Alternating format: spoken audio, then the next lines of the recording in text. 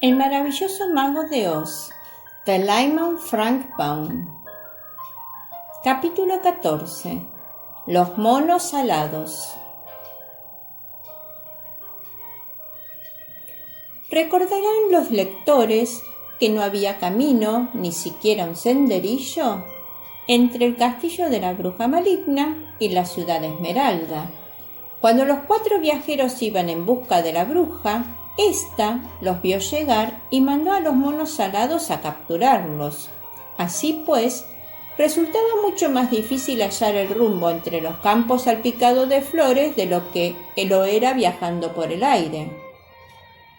Claro, sabían que debían marchar hacia el este, en dirección al sol naciente, y al partir lo hicieron de manera acertada, pero al mediodía, cuando el sol brillaba directamente sobre sus cabezas, no pudieron saber dónde estaba el este y dónde el oeste, razón por la cual se extraviaron en aquellos campos.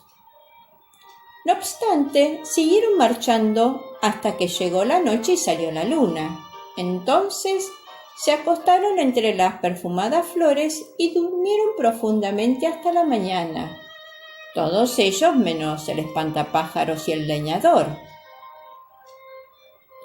La mañana siguiente amaneció nublado, pero partieron de todos modos, como si estuvieran seguros de su derrotero. Si caminamos lo suficiente, alguna vez llegaremos a alguna parte, dijo Dorothy. Pero pasaron los días sin que vieran ante ellos otra cosa que los campos cubiertos de flores. El espantapájaro empezó a refunfuñar. «Es seguro que nos hemos extraviado», dijo, «y a menos que encontremos el rumbo a tiempo para llegar a la ciudad de Esmeralda, jamás conseguiré mi cerebro». «Ni yo mi corazón», declaró el leñador. «Estoy impaciente por ver de nuevo a Oz, y la verdad es que este viaje se está haciendo muy largo». «Por mi parte», gimió luego un cobarde, «no tengo valor para seguir caminando sin llegar a ninguna parte». Al oír esto, Dorothy perdió el ánimo, se sentó en la hierba y miró a sus compañeros, los que también se sentaron a su alrededor. En cuanto a Toto, por primera vez en su vida, estaba demasiado cansado para perseguir a una mariposa que pasó rozándole la cabeza. El pobre perrito sacó la lengua, se puso a jadear y miró a su amita como preguntándole qué podrían hacer. «¿Y si llamáramos a los ratones?», dijo ella. «Probablemente conozcan el camino que nos lleve a la ciudad de Esmeralda». «¡Seguro que sí!», exclamó el espantapájaro. «¿Cómo no se nos ocurrió antes?». Dorothy hizo sonar el silbato que le había regalado la reina de los ratones, y en pocos minutos se oyó el ruido de muchísimas patitas, luego de la cual vinieron una multitud de ratones. Entre ellos estaba la reina, quien preguntó con su vocecita flautada: «¿En qué podemos servirles, amigos?». «Nos hemos perdido», le dijo Dorothy. «¿Puedes decirnos dónde está la ciudad de Esmeralda?». «Ah, claro que sí», fue la respuesta, «pero están muy lejos. Ustedes han viajado en dirección contraria todo el tiempo». Entonces la reina observó el gorro de oro que tenía puesto Dorothy y agregó: «¿Por qué no empleas la magia del gorro y llamas a los monos alados? Ellos lo llevarán a la ciudad de Oz en menos de una hora». «Ignoraba que el gorro fuera mágico», contestó Dorothy muy sorprendida. «¿Cómo es esa magia?». «Está escrita dentro del gorro», le informó la reina, «pero si vas a llamar a los monos alados, tendremos que huir, pues son muy traviesos y les divierte molestarnos». «¿No me harán daño a mí?», preguntó la niña en tono preocupado. «No, deben obedecer a quien tiene puesto el gorro. ¡Adiós!». Así diciendo, salió a escape, seguida por todos sus vasallos. Al mirar el interior del gorro, Dorothy y algunas palabras escritas en el forro. Como supuso que sería la fórmula mágica, las leyó con gran atención y volvió a ponérselo. «Epepepecaque», dijo, parada sobre su pie izquierdo. «¿Qué dijiste?», preguntó el espantapájaros, quien ignoraba lo que la niña estaba haciendo. «Gilo, jolo, jalo», continuó Dorothy, parada ahora sobre su pie derecho. «Vaya», exclamó el leñador. «Sí, sí, su, sí», agregó Dorothy, quien se hallaba al fin sobre sus dos pies.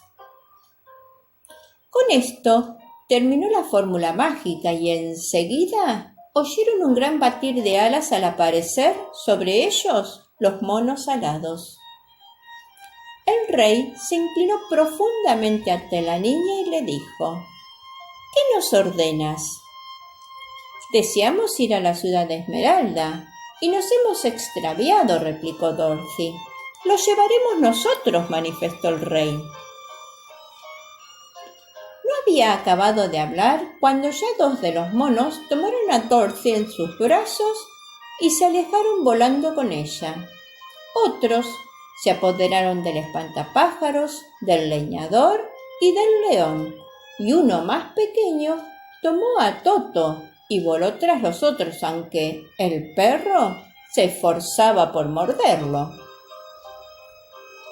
El espantapájaros y el leñador se asustaron un poco al principio porque recordaban lo mal que los habían tratado antes los monos alados, pero luego vieron que no pensaban hacerles daño, de modo que se tranquilizaron y empezaron a gozar del viaje y de la magnífica vista que se presentaba ante sus ojos asombrados.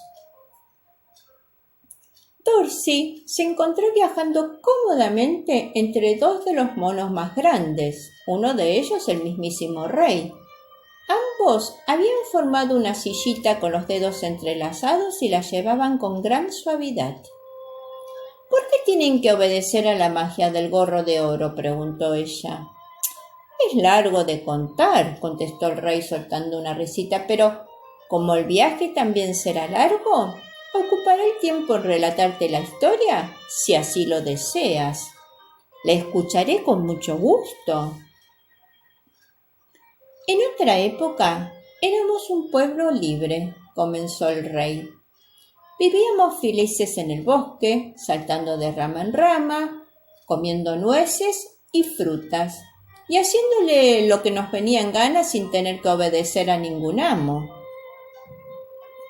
Quizás algunos de nosotros éramos un poco traviesos y bajábamos para tirar de la cola a los animales sin alas o perseguíamos a los pájaros y arrojábamos nueces a las personas que caminaban por el bosque, pero vivíamos felices y contentos y gozábamos de cada minuto de nuestros días. Esto ocurrió hace muchos años antes de que Oz llegara por entre las nubes para gobernar esta tierra. En aquel entonces vivía en el norte una hermosa princesa que era también poderosa hechicera, pero usaba su magia para ayudar a la gente y jamás hizo daño a nadie que fuera bueno. Se llamaba Gayelet y vivía en un hermoso palacio construido con grandes bloques de rubí. Todos la amaban, pero su mayor pena era que no podía hallar a nadie a quien amar a su vez, ya que todos los hombres eran demasiado estúpidos y feos para casarse con una mujer tan hermosa y sabia. Empero, al fin, halló a un joven muy apuesto y mucho más sabio que otros de su edad. Gayelet decidió que cuando se hiciera hombre lo convertiría en su esposo, de modo que lo llevó a su palacio de rubí y empleó todos sus poderes mágicos para hacerlo tan gallardo, bueno y amable como pudiera desearlo cualquier mujer. Cuando llegó a la madurez, Kelala, como se llamaba el joven, había llegado a ser el hombre más sabio de toda la tierra, mientras que su belleza era tan grande que Gayelet lo amaba con locura, por lo cual se apresuró a prepararlo todo para la boda. Mi abuelo era por aquel entonces el rey de los monos alados que vivían en el bosque próximo al palacio de Gayelet, y al viejo le gustaban más las bromas que darse un buen banquete. Un día, poco antes de la boda, mi abuelo estaba volando con su bandada cuando vio a aquel ala caminando por la orilla del río.